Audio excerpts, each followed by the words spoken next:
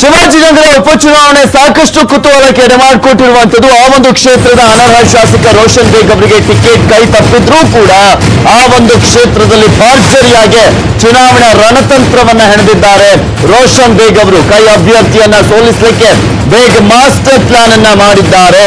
ಯಾವ ರೀತಿಯಾದಂತಹ master plan ಅದು ಅನ್ನೋದನ್ನ ನಿಮಗೆ ತೋರಿಸ್ತಾ ಇದ್ದೀವಿ. ರಿಜ್ವಾನ್ ಅರ್ಷದ್ ಅವರನ್ನ ಸೋಲಿಸಲಿಕ್ಕೆ ಇಲ್ಲಿ ಪ್ಲಾನ್ ಅನ್ನ ಮಾಡಲಾಗಿರುವಂತದ್ದು. ಕಾಂಗ್ರೆಸ್ ಅಭ್ಯರ್ಥಿಯನ್ನ ರಿಜ್ವಾನ್ಗೆ ಕೆಡ್ಡ ತೋಡಿದ್ದಾರೆ ರೋಷನ್ ಬೇಗ್ ಅವರು. ಯಾವ ರೀತಿಯಾಗಿ ಅದು ಆ ಕೆಡ್ಡ ಅನ್ನೋದನ್ನ ಹೇಳ್ತೀವಿ. ಅಭ್ಯರ್ಥಿಗಳ ಮೂಲಕ ಬೇಗ್ ಮಾಸ್ಟರ್ ಪ್ಲಾನ್ ಅನ್ನ ಮಾಡಿರುವಂತದ್ದು.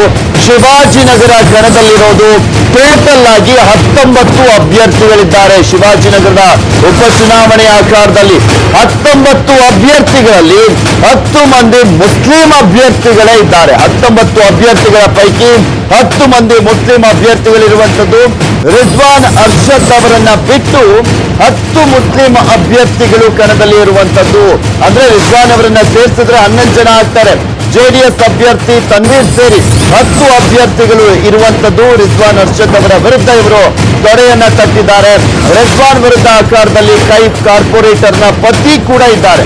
ಕಾರ್ಪೊರೇಟರ್ ಫರೀದಾ ಪತಿ ರೌಡಿ ಶೀಟರ್ ಎಷ್ಟಿಯಾಕ್ ಕಣದಲ್ಲಿ ಇರುವಂತದ್ದು. ಪಕ್ಷೇತರ ಅಭ್ಯರ್ಥಿಯಾಗಿ ಸ್ಪರ್ಧೆಯನ್ನ ಮಾಡಿದ್ದಾರೆ ಎಷ್ಟಿಯಾಕ್. ಸೊ ಹೀಗಾಗಿ ಅವರೆಲ್ಲ ಎಷ್ಟೆಷ್ಟು ವೋಟ್ ಅನ್ನ ಪಡ್ಕೊಳ್ತಾರೆ ಅಷ್ಟು ವೋಟ್ಗಳು ಕೂಡ ರಿಜ್ವಾನ್ ಅರ್ಷದ್ ಅವರಿಗೆ ಒಂದು ದೊಡ್ಡ ಮಟ್ಟದ ಪೆಟ್ಟನ್ನ ನೀಡೋದ್ರಲ್ಲಿ ನೋ ಡೌಟ್. ಇದೇ ಇಷ್ಟಿಯಾಕ್ ನನ್ನ ಕೆಪಿಸಿಸಿ ಕಚೇರಿಗೆ ಕರೆ ತಂದಿದ್ರು ಅರ್ಷದ್ ಅವರು. ಕೈ ಉಸ್ತುವಾರಿ KC ವೇಣುಗೋಪಾಲ್ ಅವರನ್ನ ಕೂಡ ಭೇಟಿ ಮಾಡಿಸಿದ್ರು ರಿಜ್ವಾನ್ ಅರ್ಷದ್ಗೆ ಟಿಕೆಟ್ ಕೊಡಿ ಅಂತ ಹೇಳಿದ್ರು ಇಷ್ಟಿಯಾಕ್ ಅವರು. ಆದ್ರೆ ಇದೇ ಇಷ್ಟಿಯಾಕ್ ಈಗ ರಿಜ್ವಾನ್ ಅರ್ಷದ್ ಅವರ ವಿರುದ್ಧ ಪಕ್ಷೇತರ ಅಭ್ಯರ್ಥಿಯಾಗಿ ಸ್ಪರ್ಧೆ ಮಾಡಿರುವಂತದ್ದು ಸಾಕಷ್ಟು ಕುತೂಹಲಕ್ಕೆ ಎಡೆ ಮಾಡಿಕೊಟ್ಟಿರುವಂತದ್ದು. ಇಷ್ಟಿಯಾಕ್ ಸ್ಪರ್ಧೆ ಹಿಂದಿದೆಯಾ?